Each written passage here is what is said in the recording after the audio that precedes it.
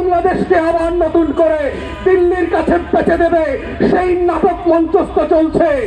ওর নাম পরিচয় নাই, ওদের শিক্ষা দীক্ষা নাই, যারা শত্রু চেনে না, যারা আজাদির লড়াই বোঝে না, যারা হাজার বছরের ইতিহাসের স্বাধীনতা সার্বভৌমত্ব বোঝে না, ওই সকল ক্লাউন গোলামরা আজকে বাংলাদেশের রাজনৈতিক দলের নেতা, এবং তারাই প্রত্যেক পাড়ায় মহল্লায় এলাকাবাসীর কাছে ভোট চেয়ে বেড়াচ্ছে। তারা আগামী সংসদটাকে কিভাবে আজাদির সাথে বেইমানি করে, গণ অভ্যুত্থানের সাথে বেইমানি করে বাংলাদেশকে আবার নতুন করে দিল্লির কাছে বেচে দেবে সেই নাটক মঞ্চস্থ চলছে। আমাদের বক্তব্য খুব পরিষ্কার, বাংলাদেশ 5 আগস্টের অতীতে ফিরে যাবে না। বাংলাদেশে আওয়ামী লীগ ফিরে আসতে পারবে না। বাংলাদেশে দিল্লির দাসত্ব কায়েম হবে না।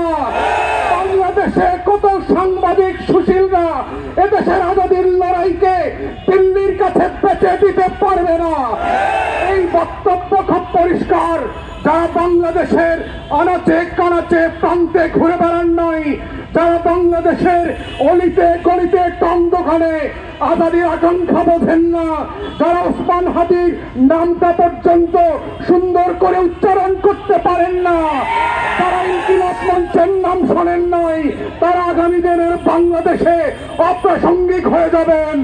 এবং এটাই হচ্ছে আগামী দিনের রাজনীতির মূল তত্ত্ব কথা। এটাই হচ্ছে আজাদির বাংলাদেশ, এটাই হচ্ছে বাংলাদেশ 2। এবং সেই বাংলাদেশ 2 লড়াইতে একটা দুইটা বুলেট না, লক্ষ বুলেট দিয়েও এই আজাদির লড়াই বন্ধ করা যাবে না। আপনারা বারবার চেষ্টা করেছেন, হেফাজতের গণহত্যা হয়েছে, 1,64,000 বুলেট মেরেছিলেন, আওয়ামী লীগ ক্ষমতায় থাকতে পারে নাই। বিরোধী দলের 15,000 নেতা কর্মীকে গুম খুন করেছেন, আওয়ামী লীগ ক্ষমতায় থাকতে পারে নাই। পিলখানায় গণহত্যা করেছেন, আমার 57 জন সেনা কর্মকর্তাকে শহীদ করেছেন, দিল্লির আধিপত্য টিকে থাকে নাই। নির্বাচন ব্যবস্থা ধ্বংস করে দিয়েছেন 16 বছর ধরে। গরম গণমাধ্যম দিয়ে বাংলাদেশের আজাদির বিপক্ষে প্রত্যেক দিন তথ্য সন্ত্রাস করেছেন, আওয়ামী লীগ ক্ষমতায় থাকতে পারে নাই।